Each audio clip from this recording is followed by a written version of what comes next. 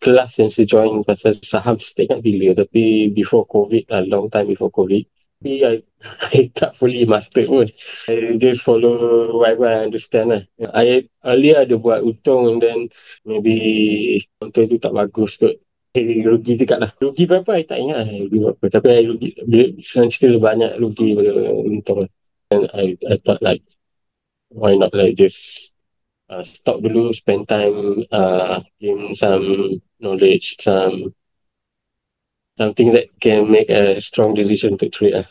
Okay. So, Ton punya experience dah buat tabung tak RSP? Ada yang first time saya punya kelas, I think dalam Disember kan. Dia time ada buat tabung untuk Intel, so Nvidia. Dia turun. And last week, because banyak stock turun, I set up lagi 2 tabung for Broadcom, Apple. Broadcom and Apple. I tak Intel I and tak buat Nvidia. Tesla. When everyone tunjuk gain profit, wow, tercabar juga lah. But like I think for myself, boleh dapat yang 1K each month. My financial commitment tu macam tenang lah sikit.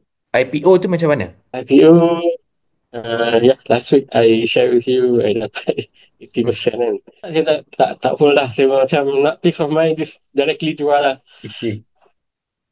Kalau tengokkan FB daripada dealer lain. Dulu pernah agak I set ikut dia orang punya FB ni. Dia banyak kali legat terciduk. Masa terciduk tu, value tu tak capai. And Betul. then suddenly the stock terus drop kan. Hmm. So, I rasa macam bagus juga apa ilmu yang you share tu lah. So, masuk bila time dia nak dah announce. And then dapat cabut. So, yeah, I ingat I tahu dalam 6K.